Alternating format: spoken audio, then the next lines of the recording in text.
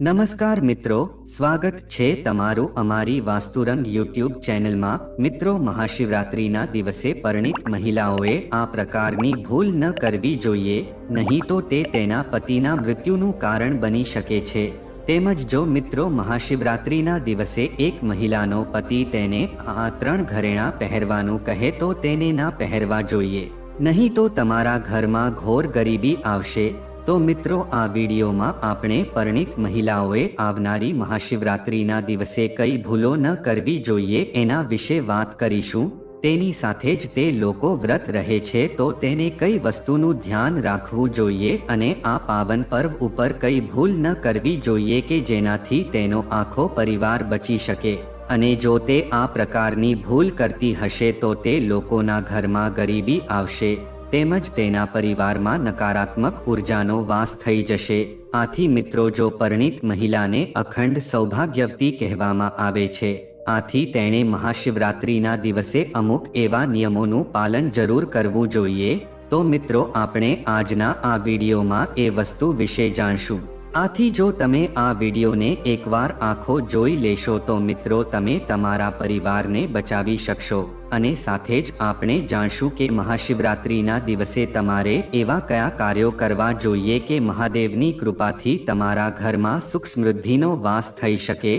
તો મિત્રો, વિડીયોમાં આગળ વધતા પહેલા જો તમે ઈચ્છતા હોવ કે મહાદેવની કૃપા તમારી ઉપર સદા બની રહે તો આ વિડીયોને લાઈક કરી અને કમેન્ટમાં હર હર મહાદેવ જરૂર લખી દેજો।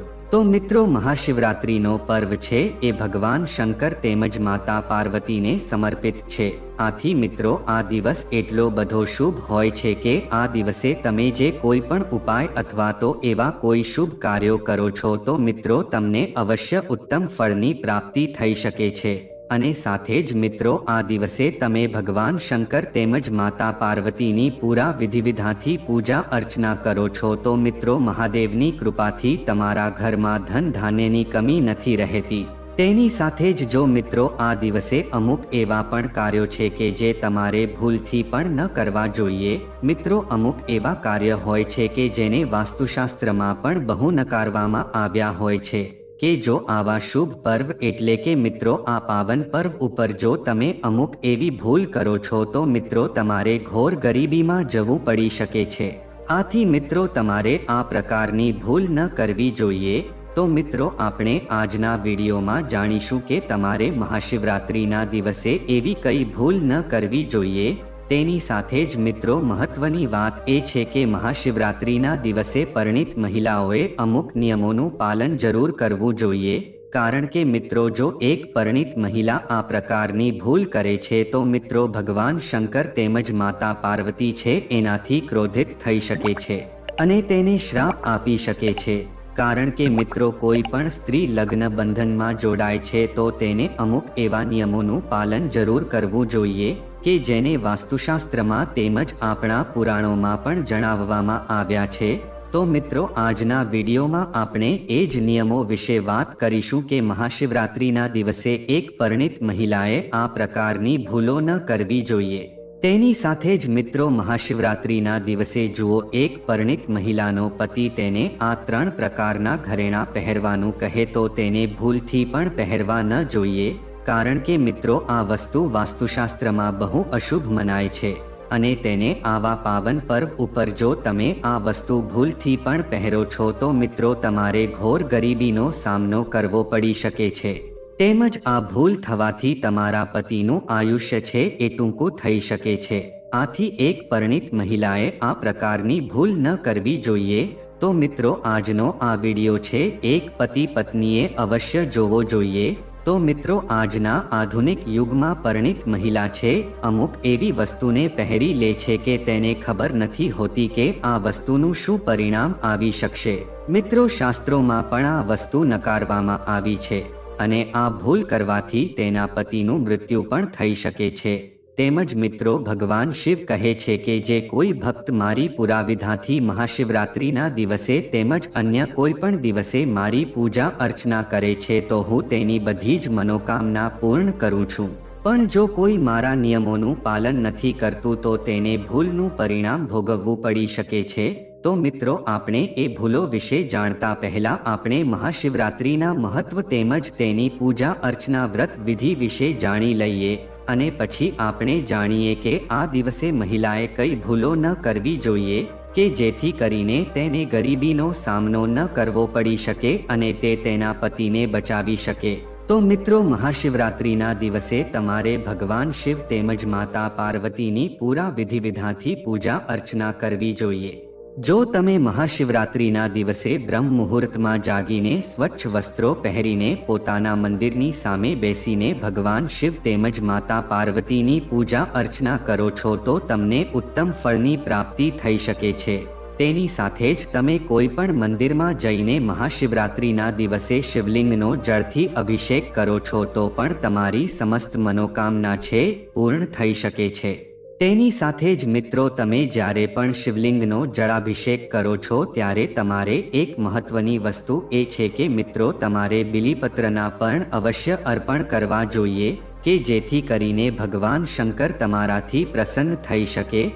મિત્રો, જે કોઈ મનુષ્ય મહાશિવરાત્રિના દિવસે શિવલિંગ ઉપર બીલીપત્રના પર્ણ અર્પણ કરશે તો તેની ઉપર મહાદેવની કૃપા છે એ હંમેશા માટે બની રહે છે.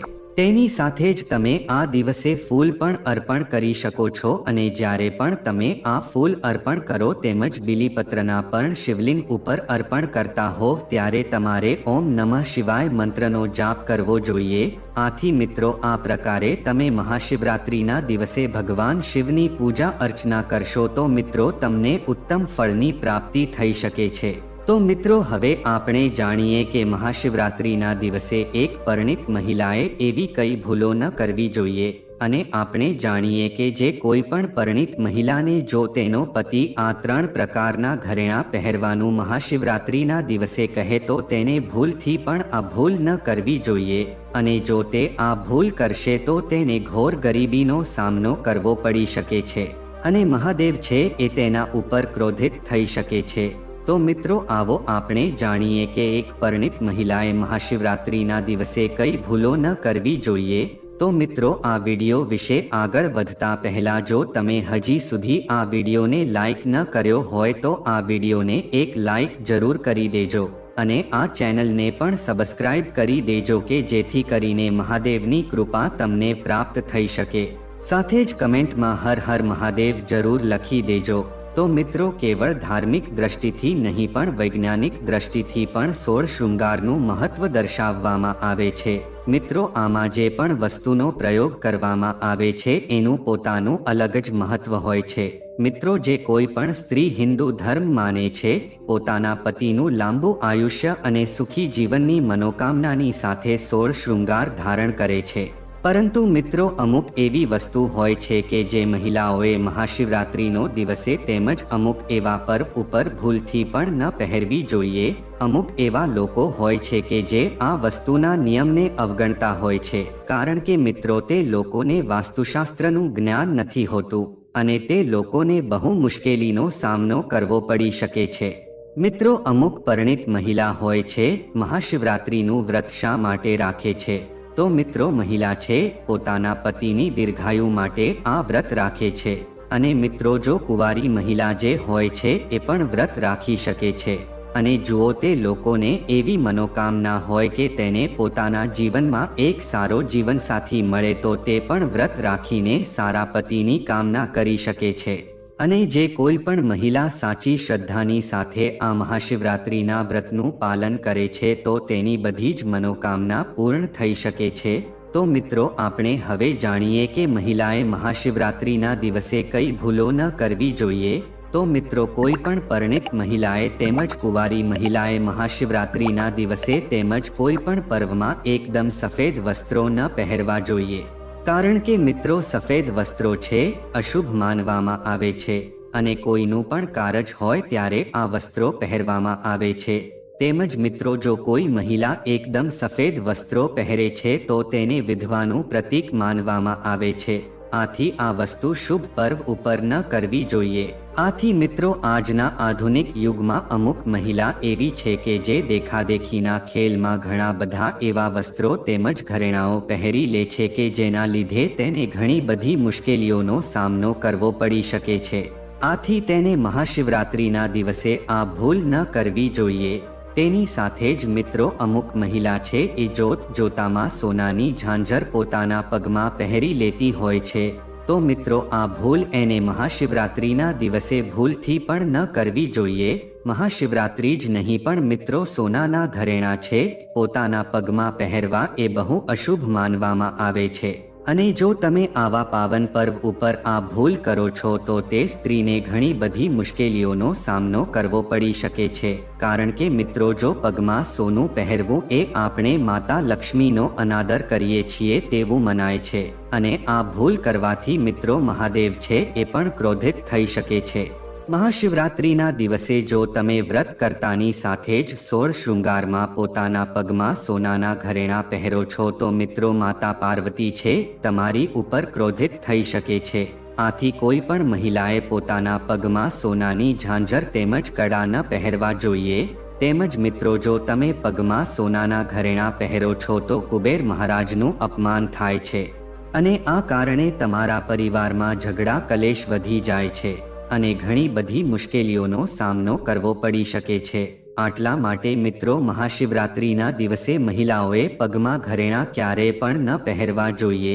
તેની સાથે જ મિત્રો મહાશિવરાત્રિના દિવસે જ નહીં પણ બીજા અન્ય કોઈ પણ દિવસે પગમાં સોનાના ઘરેણાં બિલકુલ ન પહેરવા જોઈએ। આ બહુ પાપ માનવામાં આવે છે। તેમજ મિત્રો 16 શૃંગારમાં બીજી વસ્તુ છે એ સિંદૂર આવે છે, અને જો આવા મહાશિવરાત્રિના પાવન પર્વ ઉપર જો કોઈ પરિણીત મહિલા છે એ વ્રત રહેતાની સાથે જ જો માથામાં સિંદૂર નથી લગાવતી તો તેને ઘોર પાપ લાગી શકે છે।